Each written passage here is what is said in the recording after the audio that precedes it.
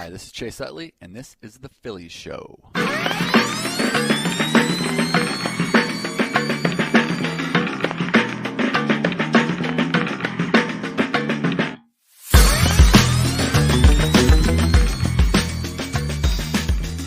Hi, everybody. Welcome to the Phillies Show. Ruben Amaro Jr., Jim Salisbury, Todd Zielecki, Wednesday, August 28th, 2024. Guys, how are we doing? Ruben, you're showing I'm teasing. You're teasing. A knockoff. Yeah, you're talking. We got him coming. It's a knockoff. That's the merch is coming. That's the bullpen cart that you used to meet Tug at when he'd give you his jacket. That's right.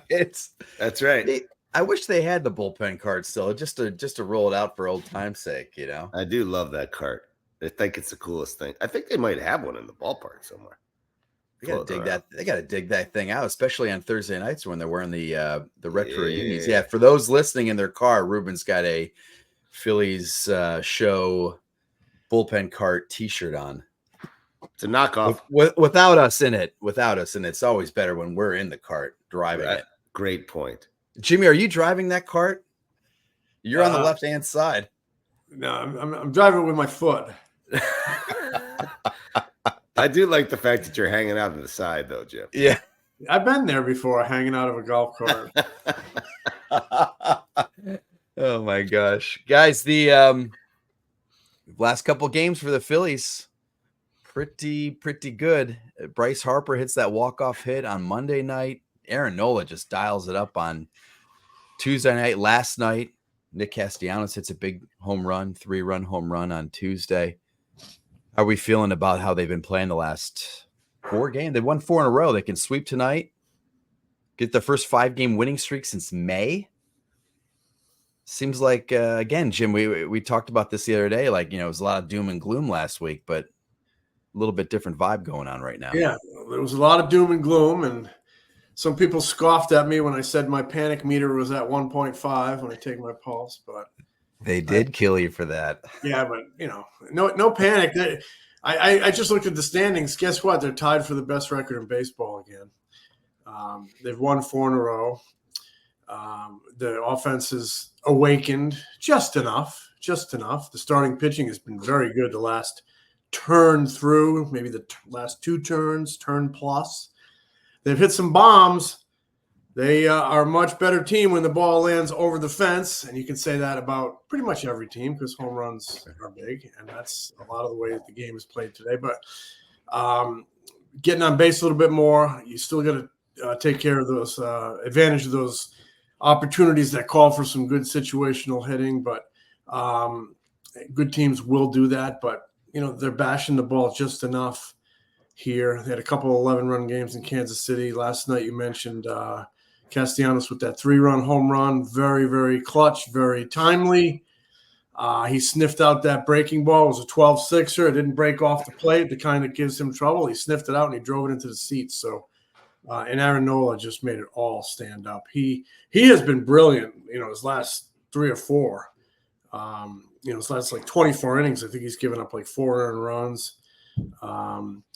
I feel like a lot of things are coming together at the right time. Now with 30 games left, we're constantly asked, are they back? I'm not going there. I'm not going to say they're back. To me, they're back when they're on the parade, float down Broad Street. That's when they're back because that's what this is all about. But you know what? They're playing better at a good time. They've won 2 series in a row. That's been a magic recipe for them, winning series. And they've taken care of the Houston Astros here, taking the first 2. And wouldn't it be something if Taijuan Walker went out there later on today and had his best start of the season and helped them lock down a sweep going into the final month? That would be something to see. I think this is actually a fascinating day. This Wednesday, going for the sweep against Houston with your weak link on the mound, a guy who's really struggled, a guy everybody's clamoring to, bounce him out of here. Let's see what happens. I think it has a chance to be some very interesting theater. 97 degrees. Here's the thing that's back. Summer's back. 97 today. Taijuan Walker on the mound. Ruben Amaro sweating bullets in that beautiful jacket last night, Ruben. I loved that jacket. Thank you. That was a great jacket. I appreciate the love.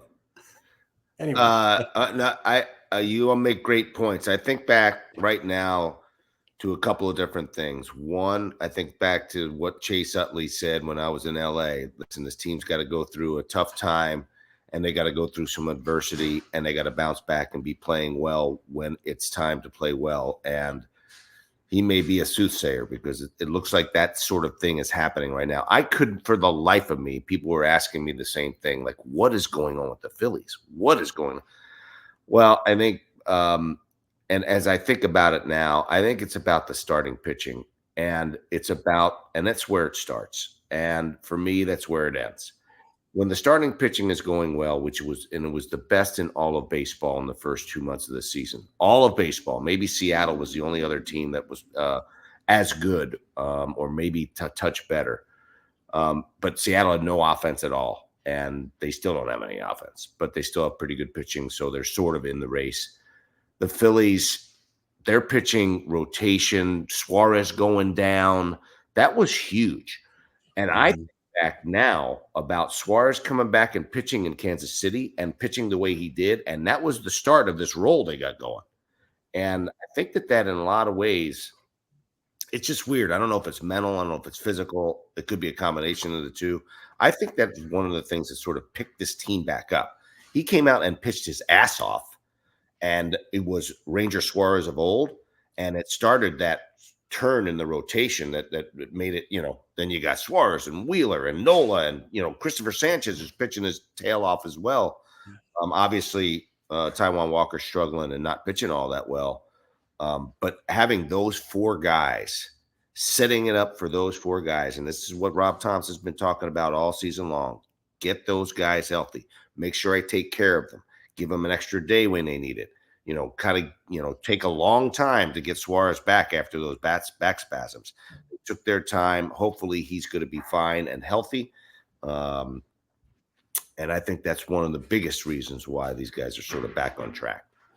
Yeah, and then Jim, like you said, you have a guy pop one every once in a while, and that helps. Nick Castellanos last night, you mentioned him. He gets a first pitch fastball, and he takes it. And after the game, he goes, "Yeah, I was kind of kicking myself because I don't see any fastballs. In fact, he sees fewer fastballs than any hitter in baseball. Nick, it's just breaking balls and off-speed stuff. So then he is going, okay, now that's probably the only fastball I'm going to get in this at bat. So he sits breaking ball, and Justin Verlander throws him an 0-1 breaking ball hanger right over the middle, and he crushes it. And it was interesting. After the game, Justin Verlander said, you know what? Against I felt like he was sitting spin, so I threw him a first pitch fastball. And then against my best instincts, I should have thrown him another fastball. But I said, I'm going to throw him a breaking ball here. He's like, and I just basically said I kind of had a bad feeling about it. And looking back, I wish I could go back because there's no doubt in my mind. He's like, you'll have to go ask Nick. But I bet you he's sitting something soft on that 0-1 pitch. And sure enough, he was, because he said, I knew I was going to get something with some spin on it. But we talked a lot about him. He's been really good over the last, since mid-May. I think he's 41st in OPS in baseball out of like 133 players. So he's top 30% in baseball in terms of OPS. He's really been putting it together. He's now hitting fifth. We talked about this. Remember this earlier in the season? He was kind of complaining about how he's hitting too low in the lineup.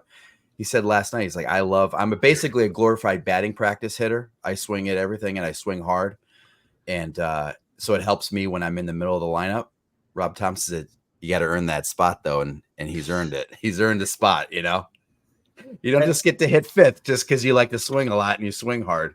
You have to actually produce. And he's produced lately. So now he's been hitting fourth, fifth the last 12, 13 games. Jim, I got to give you some love for that because you talked about it from the beginning about how the back of the baseball card matters, and you talked about Nick Castellanos a lot during the early part of the season. If everybody wanted to can the guy, yeah, I just felt like you don't put up all those good seasons and all those doubles and all that slug by accident. And he's not old. But he is streaky, and I just thought he was going through a bad streak, and I thought we were going to see almost like an equally good streak at some point, and we have. He's been a very, very important player throughout that 2.5 month scuffle that this team has had, helping them stay afloat with those occasional bolts, bolts of lightning to the gap here and there. So that breaking ball that he hit from Verlander was the perfect shape for him. If it was something off the plate, those are the ones that give him trouble. But just a great piece of reaction hitting, and it was a difference maker in that game. Fascinating to hear, how Verlander's mind was working there. So really, he's a cerebral pitcher. He's a veteran pitcher. He's not afraid to, let you in on what he's thinking, and that creates a really interesting storyline for people who love the game and interested in the game. That byplay between the hitter and the pitcher, what they're thinking. So I really enjoyed reading about that today in your story, Todd. Yeah, that was you kind of hear those things and you kind of nerd out as a baseball fan. You go, ooh. Yeah, he's like, he talked about the chess match between hitter and pitcher, and sure enough, that's what Nick was thinking. And sure enough, Verlander's up there going, maybe I should be throwing him a fastball here. Hanger gone. So. I think the other part of that is, and the other fascinating part about it, and you mentioned it and talked a little bit about it, was how Castellanos talked about not getting a lot of protection when he's deep in the lineup. Right. When he's deep in the lineup, he knows that he can walk. They can walk him and not fear, the Johan Rojas's of the world and the other guys behind him. But when he's in the middle of the lineup, he's got a little protection with, whoever it is, Stott or JT or whoever is sitting behind him, so that it gives the pitcher a little bit more angst to not walk the guy and have to sort of challenge him, which means he gets more pitches to hit. I mean, it's a whole, and that's why roster construction and lineup construction can't be all about the analytics. There is a subtle piece of what's going on here about protection and left, right, and, forcing the opponent to do certain things that they may not want to do because of the construction of the lineup. That was the one big thing that Charlie talks about, that every manager really talks about. But you can't just have an analytics guy just because this guy's got X, Y numbers and WOBAs and all types of stuff. It's about the subtleties of what's going on in the lineup versus that pitcher, the bullpen, how they'll attack them. I mean, the lineup means something, man. It really does. And that's part of the subtlety that creates and makes what good managers are. I think managers do three things. They run the bullpens, they construct their lineups, or should. They shouldn't come from above, but they do in a lot of places. And they have to manage the clubhouse. And those are the three biggest things I think that the managers do. And if you can do those well, you can have a lot of success. And I think Rob Thompson does a heck of a job of it myself. And they have to, you mentioned manage the clubhouse, build trust, communicate. And when Rob Thompson says to Nick Castellanos, Nick, I'm going to have you right in the middle of that lineup. You're going to be hitting fifth, but you got to earn it. And then he goes out and hits well, and he earns it. You got to put him there. And that's how you build a great relationship. And that's how a player busts his ass for the manager. And that's how players bust their ass for the manager. I agree with you on all that other stuff, the bullpen, the lineup.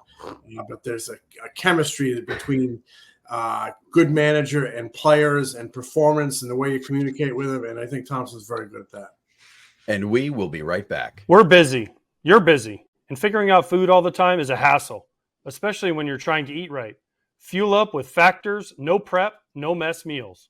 Meet your wellness goals thanks to the menu of chef-created meals with options like Calorie Smart, Protein Plus, and Keto. Factor features fresh, never frozen meals, dietitian approved, and ready to eat in just 2 minutes. So no matter how busy you are, you'll always have time to enjoy nutritious, great-tasting meals. Treat yourself to restaurant-quality meals that feature premium ingredients like filet mignon, shrimp, and salmon. With 35 different meals and more than 60 add-ons to choose from every week, you'll always have new flavors to explore. Head to factormeals.com/FOUL50 and use code FOUL50 to get 50% off your first box, plus 20% off your next month. That's code FOUL50 at factormeals.com/FOUL50. to get 50% off your first box plus 20% off your next month while your subscription is active.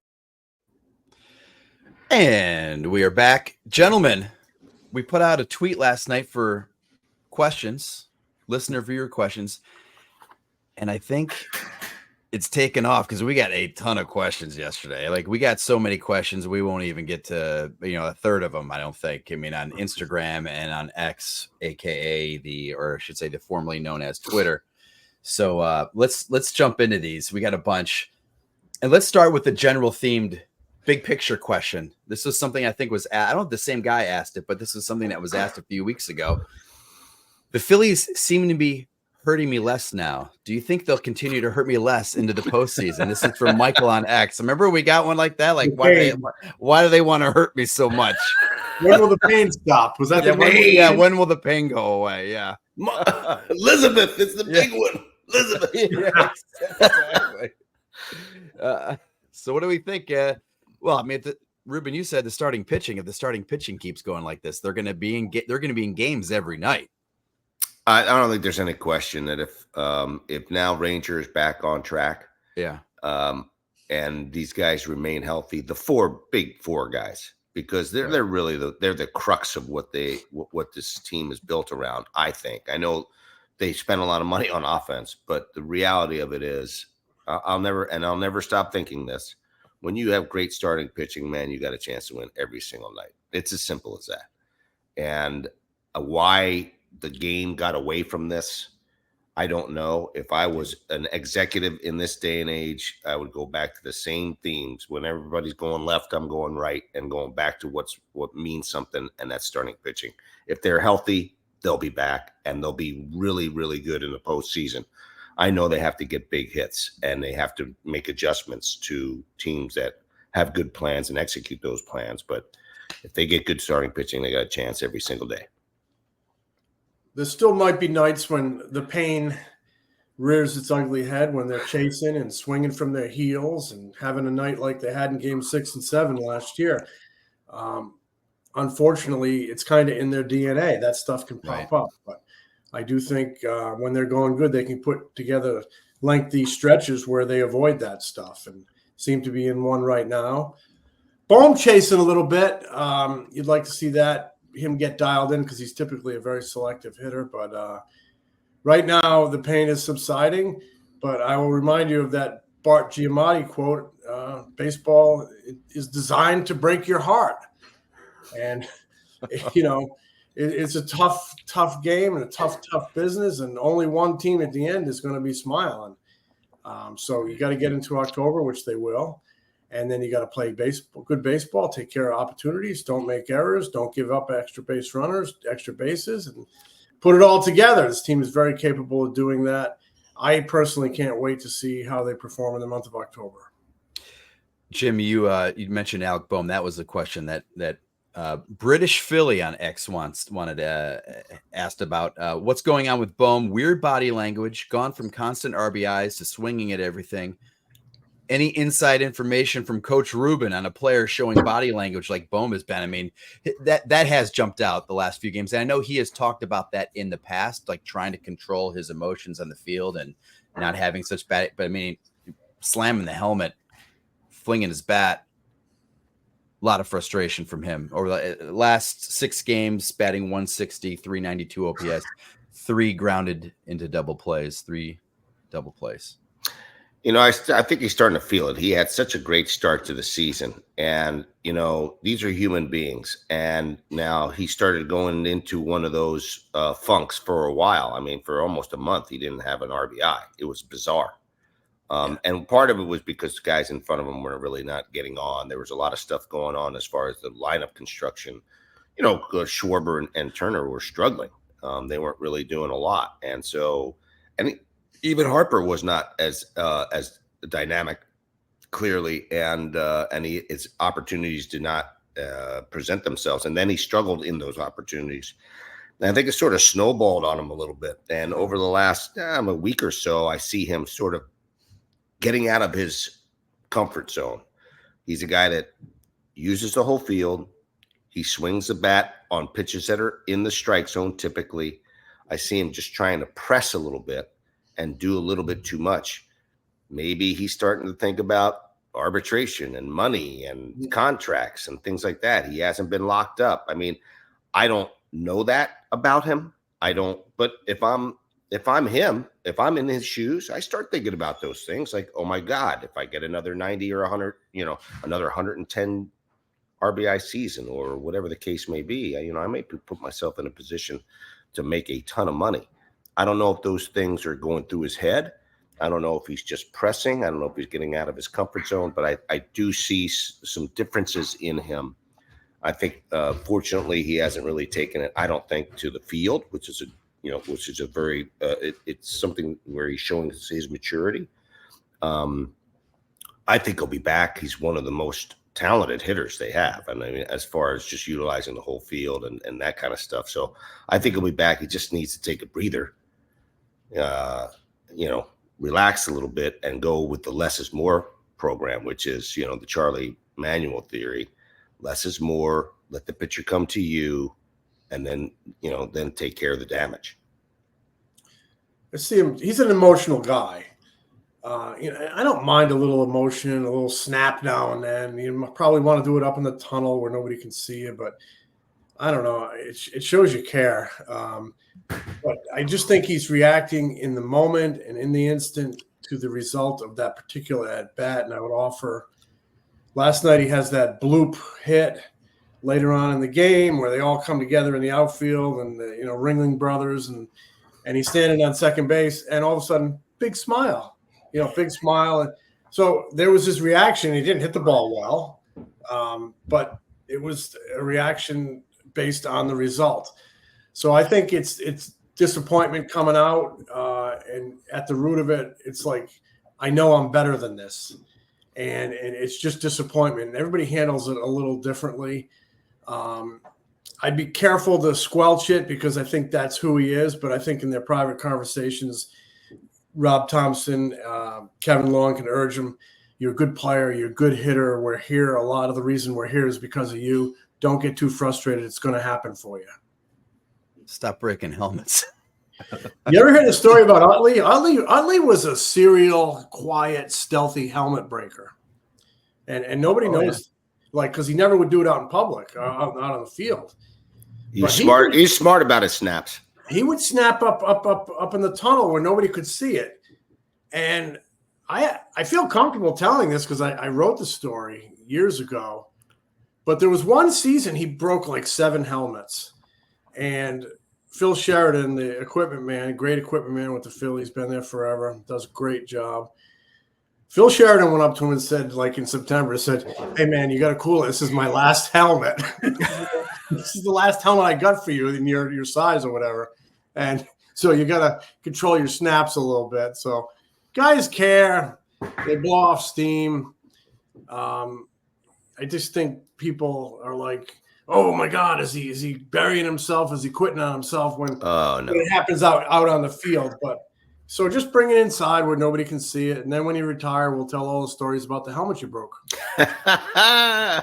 Yeah, just keep in mind, I wonder, does a player finally start getting at one point does they go, all right, Chase, we got to start charging you for these helmets. I mean, this is getting ridiculous. You know what I mean? I don't know what a helmet costs, but it's over $100, I bet for sure. When I played, they probably would charge. Would have charged. I think I broke a couple, but they didn't give me a couple of them. I mean, I had reason to break a lot of them because I made a ton of outs, but they don't charge. They don't charge for anything anymore. When I started covering baseball, Todd, I remember covering AAA baseball and guy in Pawtucket where it was cold in April, and guys were like borrowing and stealing to get sleeves, cold weather sleeves. They had to buy their own undershirts. Do you remember those days, Ruben? Oh, I remember those days. Come on, dude. I mean, we were making like $3 an hour. I worked it out to like 50 cents an hour with all the hours we put in. And now they get everything they need, tons of it. It's a different world now, man. These guys are living a life of luxury now in the minor leagues. It's crazy. Mm-hmm. José Alvarado question: is there any news on José Alvarado? Do you think whatever issues he has is affecting his pitching? That's from Bo92 on Instagram. The only thing I could say is that Rob Thompson says he does not know when he will be back. For those that don't know, José Alvarado has been placed on the restricted list, left the team for a personal matter. Rob Thompson says he does not know when he will be back, but he does expect him back this season. I spoke to somebody else yesterday saying they're trying to, take care. They're expecting that he'll be back this season, hopefully sooner rather than later. But there's only 30 some games left. So to me, do you guys have any thoughts on how they're going to handle his absence? I know he's been super inconsistent, but he's been their best pitcher against left-handed hitting. Like lefties are hitting 130, 400 OPS against him. How do they handle that? Rob Thompson said Tanner Banks and Orion Kirkering, but Orion Kirkering has been okay against lefties. He hasn't been great, but that's a loss. Yeah, I mean, to me, it's really about guys just stepping forward. I mean, he had been struggling. My biggest concern is for the guy. I'm not sure what's going on with him. I have no idea. I've tried to poke around to find out, but the reality of it is I have no idea what it is. I just hope he's fine. And I just hope the man's okay, because I have a great deal of respect and I love the guy. He's a fantastic teammate.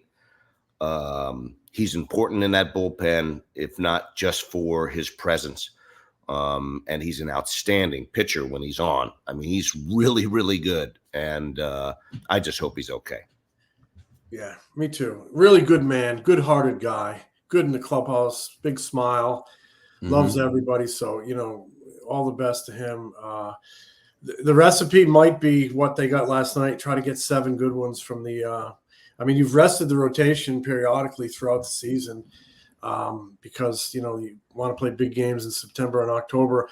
If you could get 7 and shorten the bullpen a little bit, I think that might be a really good recipe going forward. We see a lot of times in the postseason, bullpens reign, bullpens rule the day, but like pitching backward a little bit, I think starting pitching could rule this day for the Phillies down the stretch and into October. Try to get 7, shorten up your bullpen, and see what happens. Hey, let's just say, do you guys see that stat that they have won 30 in a row, 30 games in a row when the pitchers have gone seven innings? In the very first game of the season, they didn't win the first game of the season. I think somebody went 7 innings. Since then, 30 straight games of wins, 30-1. It's insane. Yeah. That's how important going 7 innings is. I mean, look at that. I mean, it's insane. 30-1. That is a big number. That's why it's so important to get length out of your starters. People have to remember that. Right. Some executive has to understand that number because it doesn't lie.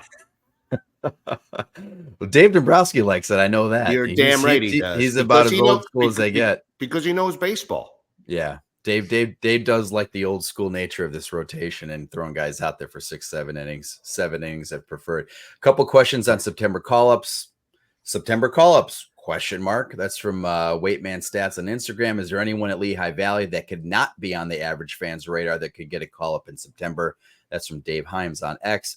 I don't know if there's anybody that's not on the radar that could possibly get called up. I don't think there's an Orion Kirkering down there that's going to come up in September and help. I think it might be Cody Clemens. That's a good one. Cody Clemens, I think, probably should come up. I guess you could go third catcher. I don't know if you need it. I don't know if you need a third catcher with only 2. Now there's only 2 spots that get added to the roster in September. So maybe Cody Clemens, he's earned it. And then you have Tyler Phillips could come up. Michael Rucker's on the 40-man roster. Tyler Gilbert, who was just up here, could come up at some point. I don't know what they're going to do with the pitching, if they're going to go for a real length guy or a shorter, more short reliever type of guy. But nothing really super exciting for the fans, I don't think. There's not – Justin Crawford's not coming up in September. I think you might want a little bit of length in the pitcher, the capability of giving you a little length, because you still might have to nurse this Taiwan Walker thing through the final. Mm-hmm. I mean, month of the season, he'll start on Wednesday, and then after that, he'll have 5 or 6. That spot will have 5 or 6. So you might have to do a lot of mixing and matching to get through that. So you might want to prioritize multi innings. As far as the catcher, that's an interesting one. We all love Marchand. I think he was a little banged up recently, but I don't know that you have to carry a third catcher because you can still make moves. If somebody goes down, you can get them on the roster the next day, right? Yeah, see, that's the beauty of what MLB has done. I started thinking about the limitations that they put on now. Just 2 guys brought up, so now you have a roster of 28 that you can maneuver. But you can maneuver it because if you have flexibility and options for your players, the teams now are playing like the AAA season is now being pushed all the way down to almost lined up to the Major League season now, so that those guys continue to play. And if you want to make, like, as if you were in the normal season, you want to make roster moves. Now, back in the day, that season ended on September 2nd or 3rd. And now you had to have certain guys, like we would take guys and send them to Clearwater and say, okay, here's 10 guys that might get a chance to play at some point if you don't get brought up to the big leagues, and just be ready. And then you can expand your roster to as many as you wanted, but you could still have more guys ready. Now you can have guys actually playing in baseball games in AAA and AA, and allow them to, and if you have roster flexibility, that's why it's important to have that.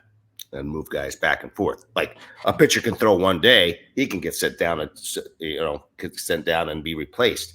So I think it's just again it's a way to maneuver. I think a lot of it will depend on what's going on with Alvarado too. Whether you want another left-hander in there, or but you have some flexibility to maneuver around if you have options on these guys. Jim, you mentioned Taijuan Walker. Question, of course, got to have a question about Taijuan Walker. What are the realistic options for Walker? DFA, trade? That's from Anonymous on Instagram. What do we think? Taijuan Walker tonight? He pitches Wednesday night. They can go for the sweep. It's going to be a crazy atmosphere because fans are starting to get excited again. So if Taijuan Walker goes out and he lays an egg in the first couple innings, the boos are going to rain down upon him. They will. With great fury. Great fury.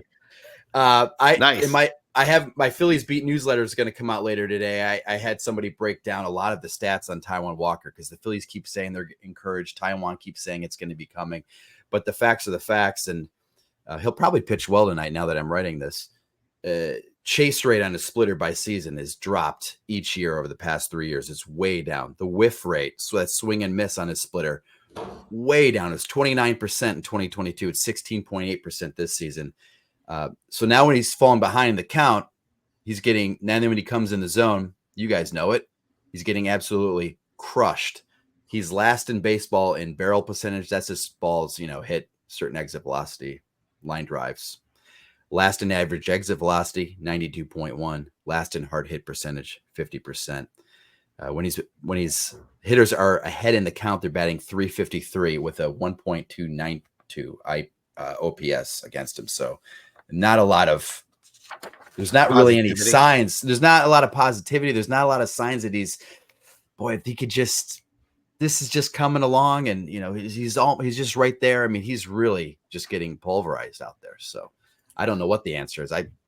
You guys think he's going to get DFA'd this season? Do you think he could get DFA'd this season? That's a lot of money to eat. Right. I don't know unless they're desperate for the roster spot, but I would be surprised to see him back next year. But I don't know how they're going to handle it in the short term.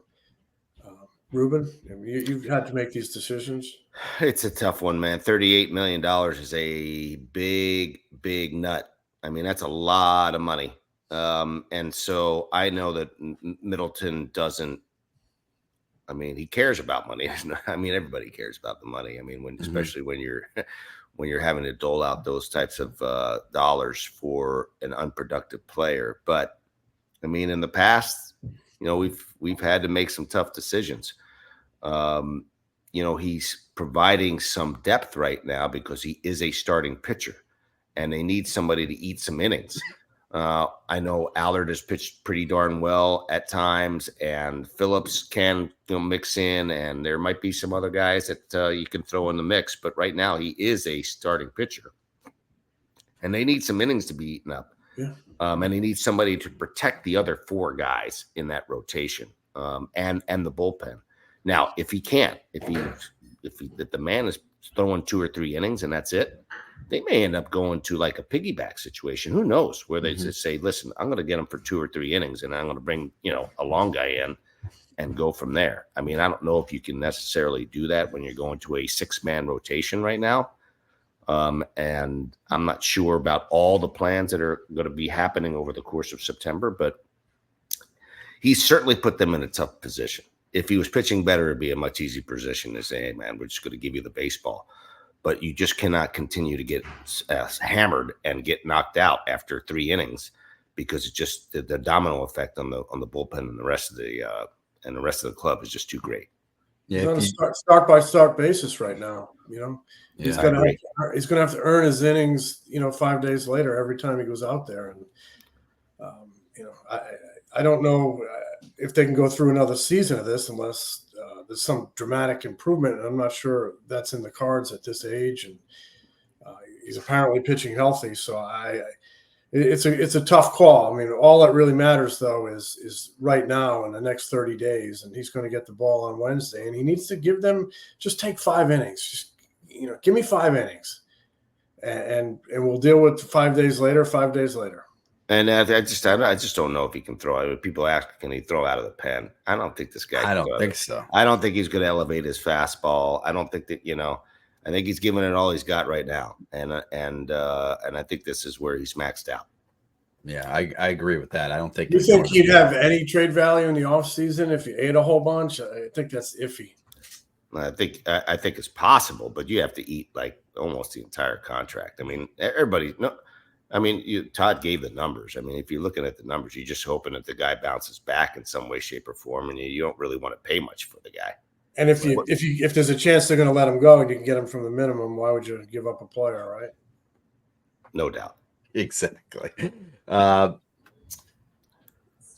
See, I don't know if there's Ruben. You might have a good story on this. I'll ask you this one. When trading a player for cash considerations, what is the lowest amount that a player has been traded for? This is from your Phillies educator on X. You remember $1? And I think the max is $100,000. I think it has to be approved for although you can send the player and pay down. I mean, it also has to be approved by the commissioner's office. Sure. So you can move a player and pay him down.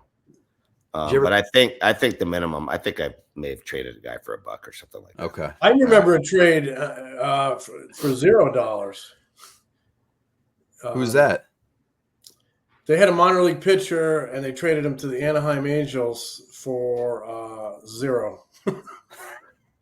Is that why they just gave him away? Well, in the minor leagues, it was a minor league deal. Yeah, they just sort of transferred his contract. Yeah. Okay. Today is Jim Thomey's birthday. I guess this was maybe sent yesterday. And Big Jim is known for being one of the nicest players in MLB history. Who are some of the nicest guys you have dealt with? Also, any jerks you wish to dump dirt on? That's from Steampunk Philly.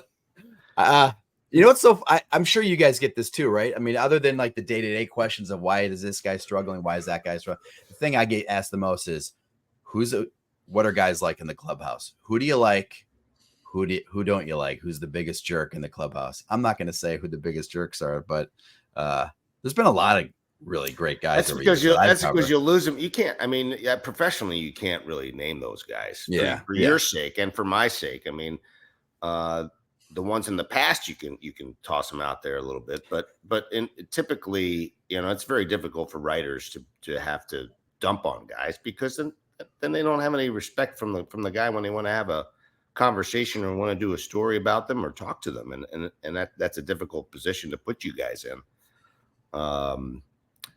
But there's some great guys, and most of them are great guys. Really, honestly, 97% or 99% of them are pretty darn good guys. Do you guys not agree? And then you have a couple of apples that are that will upset the cart. The way I always tell people is it's just like wherever you work at, if you work in an office building or if you work at a, car dealership or wherever you work, right? Like most of the people you work with are pretty good people. And then there might be one or two people who are like, man, that guy, oh my God, what an a-hole.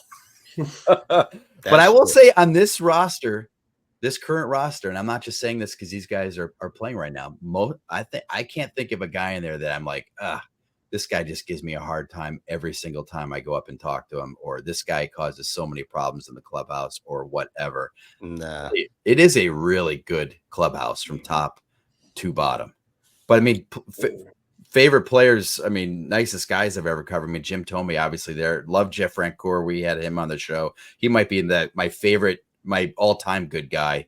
Just, he only played with the Phillies for one season. But there's Chooch, there's all the backup catchers you could talk about, Ruth Hoskins, Andrew Knapp, Tommy Joseph. We just saw him in Seattle. He's the assistant hitting coach for the Mariners.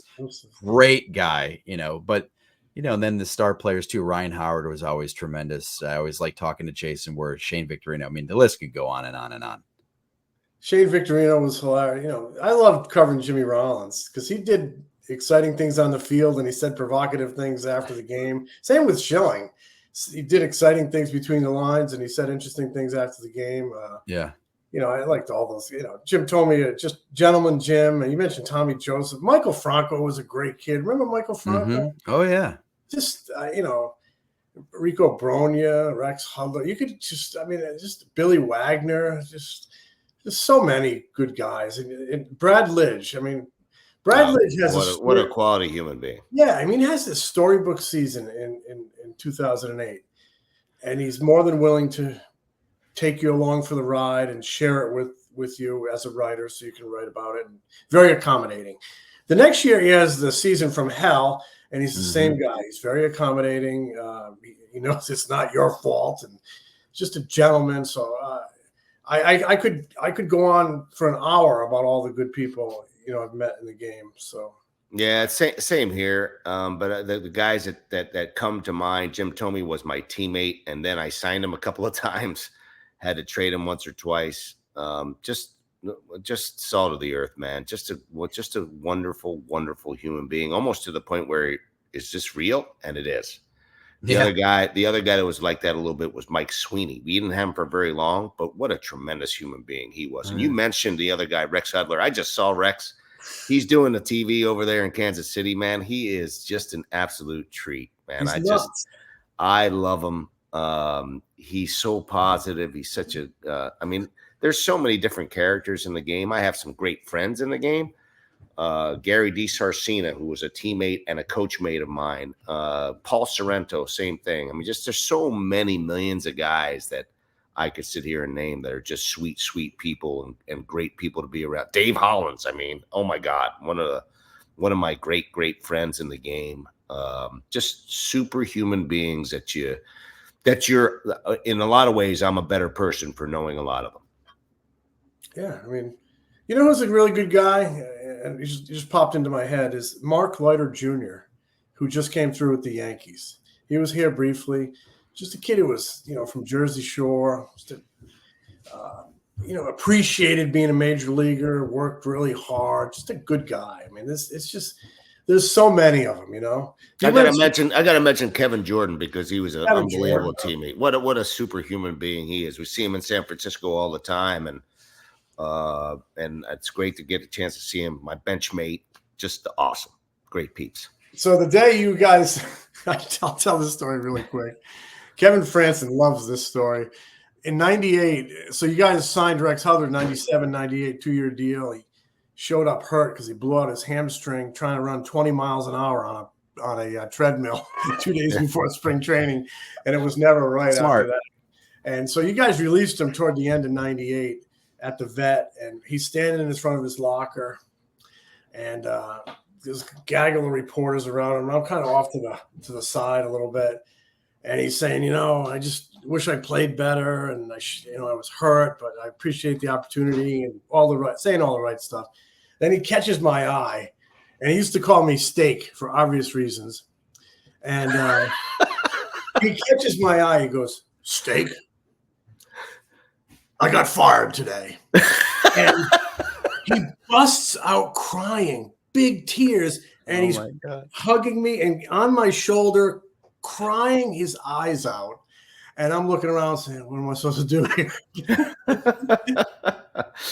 That must have made you feel very comfortable. Steak, I got fired today. Oh my Who's gosh. not accountable? Yeah, he was just disappointed that he wasn't able to live up to the contract because right. he was a pretty good. Prior to that, I think he was with the Angels just prior to that, and he had been playing some pretty good baseball as a utility guy, second baseman, a little outfield, a little this, a little that, could run a little bit, do some things, and he was a positive influence in the clubhouse. But were you on the team? You probably were on the team when he stole the little leaf from the Wrigley Field ivy. He went out and took a piece of ivy. I'm sure it was on the team I played with him. He went out and took a piece of ivy off the Wrigley Field wall, and he was going to root it, at home and try to grow it. And the grounds crew got all over his case. Is that funny. Right? I would love to know if he actually did plant it and if it's still growing inside of his house. Jumped him. That's funny. That is fantastic. Let's see if we got one or two more. Our good buddy John Finger wants to know, how does Jim get his tomatoes so big? Oh man, a lot of people ask me that, and the analogy I give them is when it's easy. Growing tomatoes is easy. So when Charlie Manuel managed Roy Halladay, he used to take the ball and say, go get him, son. And so I stick him in the ground and I look up in the sky and I say, go get him, son. And that's how I grow. A little water, stake him a little bit. And that's perfect. Before you know it, you're talking tomato sandwiches on sourdough. Oh my God, nothing better. I wish I could eat them. Can't do it anymore. Digestion problems. Oh my gosh, you're missing Bums out. me out, man, because I love tomatoes too. And yours are great, Jim. Jim does a great job with his produce. And let's see. Let's wrap this up. This is from Tmont10 on Instagram. He asked a few questions. Favorite ballpark other than Citizens Bank Park, and then he said any Phillies merch show merch coming. Any Phillies show meetups soon. Oh. Let's start with the ballpark. Favorite ballpark other than Citizens Bank Park. If you had to send somebody on a plane, all expenses paid, front row seat behind the visitors' dugout, watch a Phillies game, where are you sending them?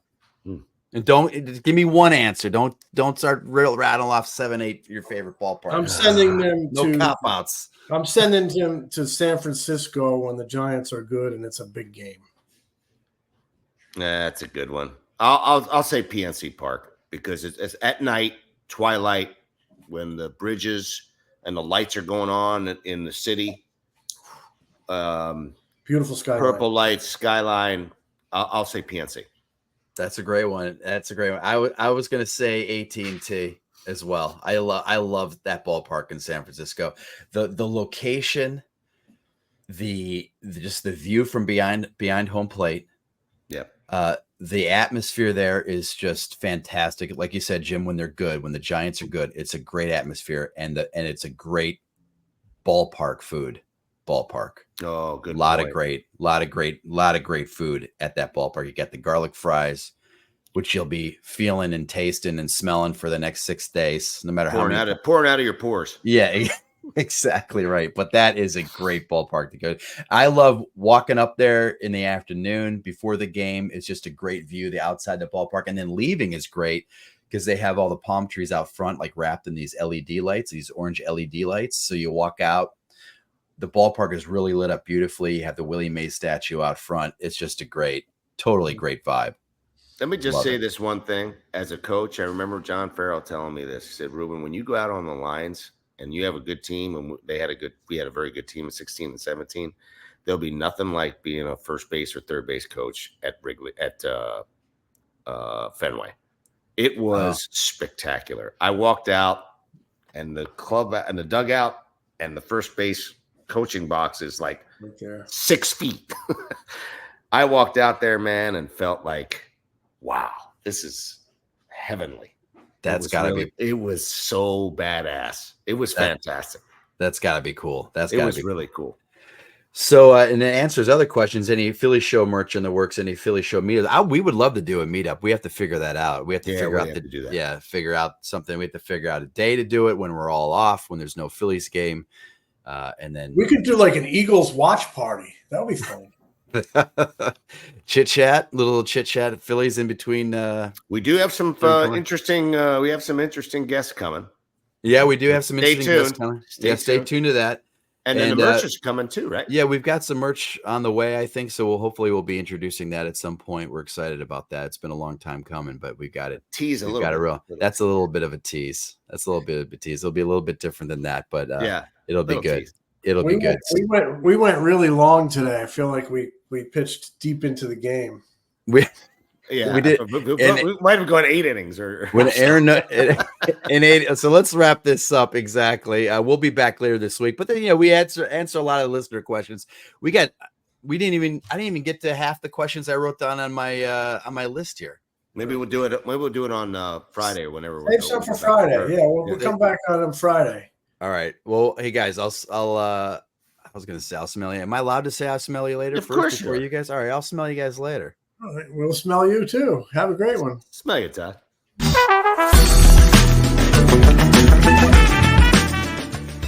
This is The Phillies Show. If you haven't already, please subscribe to The Phillies Show wherever you get your podcasts. You can also watch us on our YouTube channel. If you like what we do, give us a review. Tell a friend. Catch Ruben, Jim, and me on Phillies Nation TV, presented by Valley Forge Tourism. New episodes air an hour before every Saturday Phillies game on NBC Sports Philadelphia. Replays air throughout the week and on PhilliesNation.com. Get more of Ruben's analysis during, before, and after Phillies games on NBC Sports Philadelphia, on the Sports Radio 94 WIP Morning Show, and MLB Network. Read Jim at the All City Network at allphly.com. Find more of me at MLB.com, the Phillies Beat newsletter, and occasionally on MLB Network.